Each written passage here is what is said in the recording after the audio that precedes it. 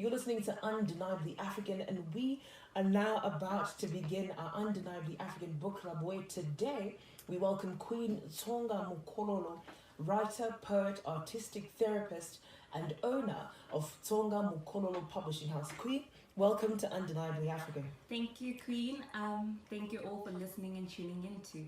Well, it's both a blessing and an honor to have you. I know you've been doing a lot of work. You've been very busy. Yes. And I know you're actually based in Gweri, so Yes. we're super blessed to have you with us today. So first of all, before we start, first things first, we just want to thank you and acknowledge the contribution that you're doing to this word literary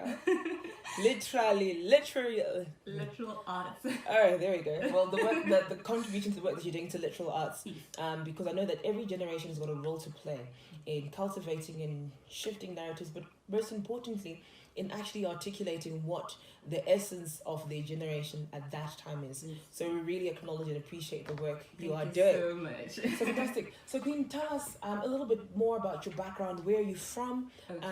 And how did you get into this marvelous gifting? Okay. So initially, before I published the first book, Right. it was actually a suicide letter Wow. to my parents. Okay. But then I met someone who helped me to see that, can you see everything that you've been through and the strength that you possess? Wow. Now imagine all the other people out there in the world who might be going through similar things, and if you could share this, imagine the impact it would have. People would know that no, we do possess the strength, as women especially. Right. So then that's when I studied psychology at the Midland State University. Okay. So that's where I learned about artistic therapy. Right. So I combined what I'd learned in psychology with the writing that I was doing, and I came up with Conversations with the Gods, which is my first publication. Fantastic. And this is the book for those of you who would like to see. This is Conversations with the Gods. That's so beautiful. And, you know, when we talk about mental health, Yes. this is something that is actually at a critical stage, Right now. not yes. just, in Zimbabwe, but all over the world. And for you to say, you know what, I experienced depression and tried to commit suicide. Yes. Now you're turning your pain into passion Into and passion, kaching. Yes. That's very true. So that's exciting. So what, when you're writing Conversations with God, Yes. what sort of writing process did you go through? And also for those of you that are joining us for the first time on Undeniably African, each time we have a guest in studio, we ask them to choose the songs that make up the soundtrack of not only their work or their life. And you chose the late great Queen Chiwone Somaraire's Ancient Voices. Yes. How significant was that song in your journey or in this actual book? Okay, so like I've highlighted before, I had to be strong. I needed to be strong. Now, I love that entire album, but that particular song, you have to be brave, you have to be strong. Despite everything else you've gone through in life, you just have to find it in you, like the inner strength within you to say, yes, this might have happened, yes, I might have gone through this, but I am strong. So I'm going to take that and put it in writing and make sure that this strength is not just in writing, but I make it a spear. Poetry, I always say poetry is my spear, and I'm Yes. shielding myself with it, and I'm equipping myself with it, but I also want to equip other women with it so that they Yes. may find the strength within themselves. I love as well. that. So Queen, what are you going to share with us from Conversations with God? I know when we met yesterday, so Queen Tsonga and I met yesterday at the 3rd year anniversary of Up in Smoke Poetry Corner, and this is a column which is within our sister publication, The Standard. And when we met yesterday, you said, your work, and particularly this book, is a bit controversial. Yes. So we want to hear what's so controversial. What page are you reading from so that I can follow with you as well? Okay, let's start with page 16. Page 16. Yes. Fantastic. Verbally violent. Verbally violent. Yes. Oh, Queen, take it away. Okay. They tell me, woman, to be quiet. Your tongue is too venomous, they say. I guess that is why in their books we were labeled as those who conversed with snakes. They say, my tongue is too vulgar, hence the need to have it censored. Like I am some movie rated PG for speaking up about our truths. And I am left wondering, where was the very same patriarchal guidance which let such an atrocity happen to me and my fellow sisters? They say the fervor in my speech is too begrudging to not start a revolution. So they've given me the podium and disconnected the microphone. Do they know the monstrosities these devils have put us through? I've conversed with the gods. And they've made my voice louder than the Krakatoa. So let them keep their microphones. My words will still be heard by the masses. I am vulgar and disrespectful. After all they've put us through, they are lucky. I am only verbally violent. Thank you.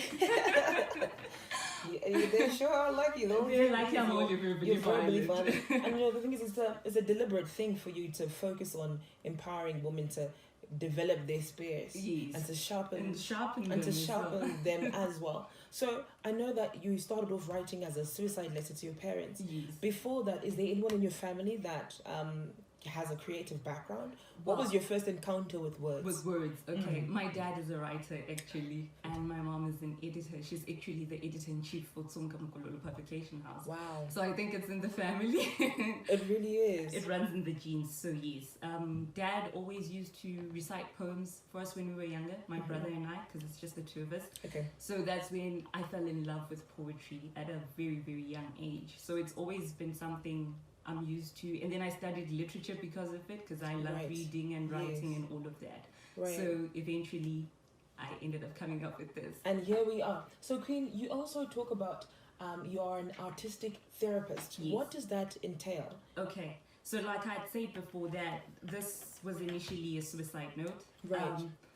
So I realized that when you write, it kind of heals, putting it in words and letting it all out, because sometimes people have a hard time going to see a psychologist or a counselor or a therapist. Sure. And having that conversation, because you don't know how the next person you talk to will judge you, how they'll react to whatever it is that you've been through. And then I realized it was because I had sought out counseling before, right, to try and deal with my depression and my anxiety and all of that, but talking to someone was not something that I was really comfortable with. Of course. Yes. So whilst I was studying psychology as well, that's when I realized if I could put this in paper, maybe that could help. So I tried it, and I found that my anger, my aggression, my anxiety also lessened as I did that. So eventually it ended up helping me cope. And then I realized also that as I wrote and shared my work, most people would come up to me and say, I've experienced something similar to this. And through your words, I found, I can go on and maybe counsel people as well. So this is actually a good way to start the conversation with some people, because sometimes you don't know how to break the ice about some of these issues. That's true. It's difficult to break the ice in conversations like that. And I'm always saying, it's not a conversation that, you can have with someone and say, well, here's, can you pass me the bread? That's true. I feel like killing myself. But Queen, another thing, yesterday, the conversation at the third year anniversary celebrations was enhancing literal appreciation through creative writing and performance. What do you think we're doing well, and what do you think we need to improve on?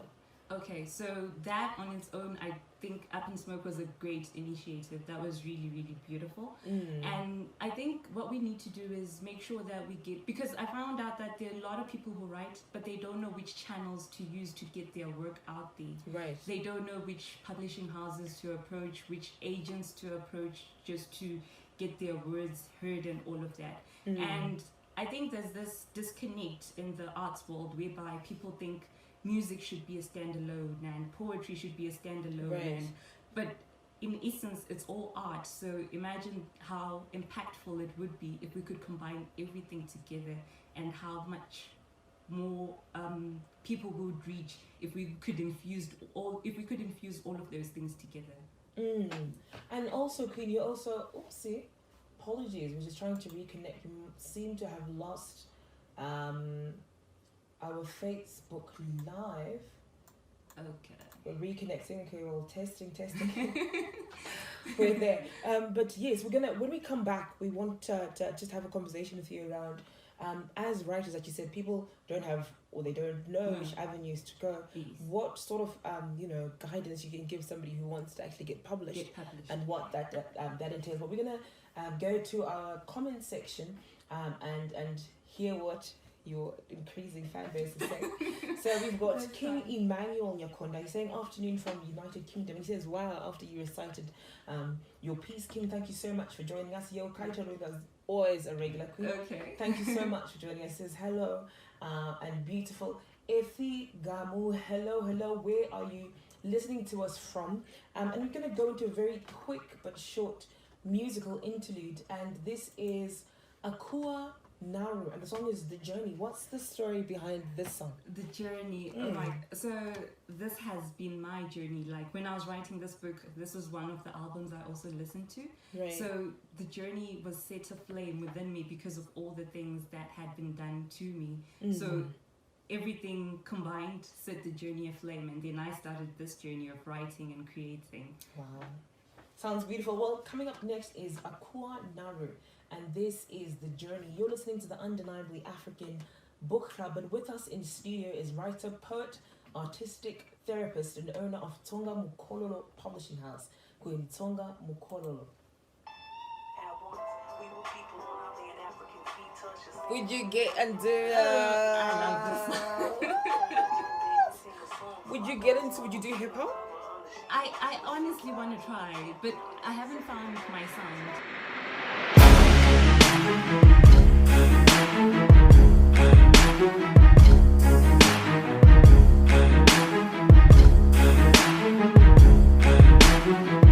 Well, welcome back to Undeniably African. We have to switch that up so that we can get back and focus and talk with our Queen Tsonga Mukololo, writer, poet, artistic therapist, and owner of Tsonga Mukololo Publishing House, who's with us in studio for the Undeniably African Book Club. And Queen, we have a comment from King Donald Dodger, ZW Marindire.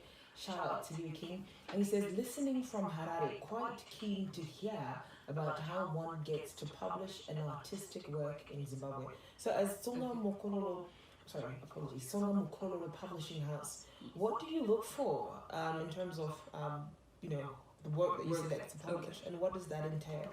All right, so we started this year in March, last year actually, with the Conversations with the Gods, but it became established this year. Okay. So now we've only done books for women so far, because I'm all about empowering women and getting stories for, by, and from women out there into the world so that they can empower themselves and find their voices as well.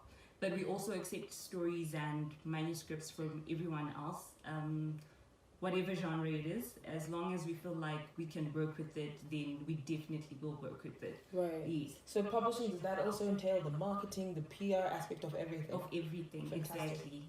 Fantastic. Also, shout out to Kimson Tao, Wananyasha John, nice one.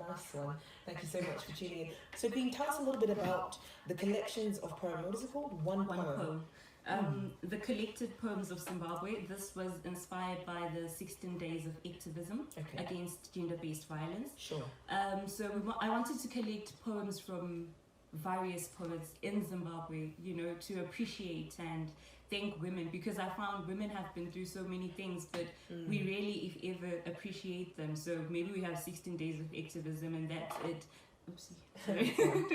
So we probably have 16 days of activism and that's it. But I wanted something that could go on, something that's long lasting. And I found that words and poetry are long lasting. So through this, we tried to collect as many poems as we could. We have the second one also coming out, which is one poem, the collected poems and short stories of Africa, because we found out whilst we were marketing this book that we've got sisters and brothers from Zambia, from Kenya, from South Africa, who'd also like to be a part of it. So we're still collecting for that up until the 31st of May, and we're going to be launching both books, the collected poems of Zimbabwe and the collected poems and short stories of Africa, on the 27th of July. Oh, fantastic. Yes. So you're going to share your piece. My piece, okay. What page is that, so I can read it along with you as well? I'll have to start with the dedication piece, which is also my piece, before I go. Okay. Fantastic. So my piece is on the last page. You could hold that. That's page 60. Page 60. Yes. Okay, perfect. All right. This is the last of our kind. I am consumed with questions. I do not even know why I was a victim in the first place. So I have journeyed through life with my shadow, fear, never leaving my side. I am afraid to stand out.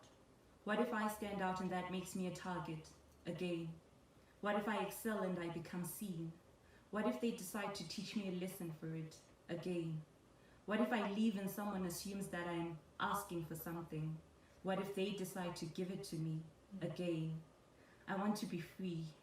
Free of fear and anger. I want to live happily and peacefully. I want to breathe and not be afraid that my breath may awaken devils who will hurt me and rob me of my peace and happiness.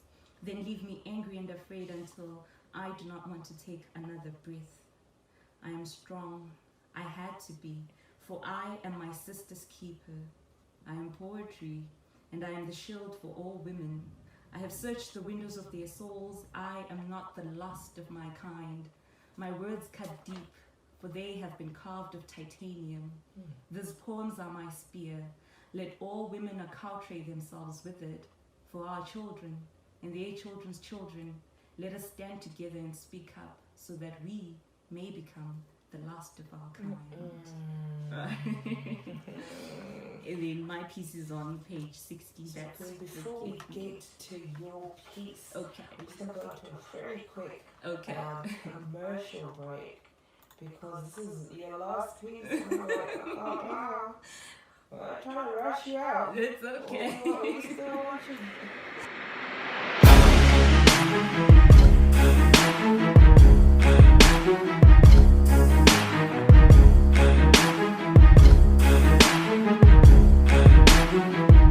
And we are back to Undeniably African, and we're just about to say goodbye to our queen. But before she goes, we would love for her to recite one last piece, and then we'll hear about what other exciting work you have in store and how people can get in touch with you, queen. Okay. So this is Forgive Me. Forgive me, woman, I have greatly disgraced you. Sought the strength of a woman from the world. How could I truly disgrace you so? Woman, you are strength. Knocking on the door of mortality to bring forth life, bones to soul crack, window open, new world, earth, soul begin to live in, cruel world, people, soul began to learn that. Was for you, was for I, all because we are women. Remember where you've been. No more tears for all our sisters. To all our sisters, rest in peace. To you, my sisters, be a sister's hero. They call me daughter of Chimamanda. Feminist, they label me. They understand not that I know fear. Live in fear of the reasons you're not here. Society turning a blind eye to your blue eye. Slip in the open, nightmares burn memory to the soul, till I am left drowning in rivers of sweat. Forgive me, woman, I failed to set you free. I have never been locked up, but I know what it's like to be a prisoner. Every prison cell has cells. Every prison has cells. Born a woman, these are ours. Internalized anxiety attacks, racing heartbeat, dry mouth, forced laughter, fake smiles, stutter-filled speeches, constantly short of breath. Feel the wave of isolated depression rise. Forgive me, woman. I am sorry for telling our secrets, but I am tired of singing the same old song. Your stories be guarded, but let the truth be known. Forgive me for being so vulgar and crude. That which they stole had to be the opening statement. Forgive me, woman. I forgot to remind you of your strength, lasting longer than beauty and stands. Wars lost, battles won. Still, you stand. Silver we have not. Poetry be all we bear, and with it we give thee praise. Amen. And with it, we give thee praise. It's so beautiful, Queen. Thank you so much. Thank you for sharing a part of you. And I mean, the thing is, it's like with poets, you're sharing off a part of you in each piece you write. Each piece that I write, exactly. That is beautiful. Thank you so much. Again, King Donald says, how does one submit for the collected pieces of Africa Anthology? Okay. Sure. So you can send them through to my email, which is tsongamukololo@gmail.com, or you can get in touch with me via WhatsApp on 0773 281 081-331, and then we can discuss. Fantastic. Queen, before we go, Yes. who has been your inspiration? Or who did you look up to and you're like, oh, I want to get there? What's the past, what they have done? In terms of writing? Yes. I'd In terms say of writing and also spoken word. spoken word. Mm. Well, like I said, I grew up watching Your parents. my your parents dad. and especially my dad. So he also has a piece in one poem. Uh-huh. So I've always been like, because he's the greatest poet I know, because it was him who inspired me. Of course. But every time he submits something to me, I'm always like, I don't think I'll ever get there. But then he'll be like, no, but your work is good. But I feel like I could never measure up, you know. Right. But he's like, you know what? You're the apple that never fell from the tree. So trust Wow. me, your work is as beautiful as mine. That's so, beautiful. yeah. Shout out to that. So you, as always, you cannot come on radio and especially to this show and not give it a shout out. So who would you like to send some shout outs to today? Some shout out. Okay, so firstly, my husband, Dumabina, and then my parents, of course, and to the poets who submitted poems for the one poem, Collected Poems of Zimbabwe. Thank you all so much for hearing the call and sending through pieces, especially to Amy Spitfire, because she's the one who encouraged me and said, you know what, you've got this, and people will respond. Where is Amy Spitfire? She's based here in in Canada. Canada? Yes, she is. So Amy, this is a public service announcement. We need you on this show. We need you on the show. And I'm just going to give you a little teaser of what her poem is in one poem. Her name is Amy Chauke. She said it's all because of these ovaries. Oh my gosh, I need to recite that. Exactly. I That need her title. to do justice to this poem. But thank you again for everybody that joined us today for our Undeniably African Book Club. We come to the end of today's show, but coming up next from 1 o'clock is Coach Barbara Mutezi, and today we're going to be talking around how can we use our life purpose to unpack the small things, the day-to-day things and routines, because excellence essentially is a habit that you develop day by day by day. But thank you so much. And we see King Stephen Magama, who's just joined us. And before we go, we're going to get into our IAC, which is our iconic African throwback. So I know, Queen, that you represent the city of kings and queens. Yes. Maybe you might be familiar with this genre, but this is our iconic African throwback for today. We'll be back right after this.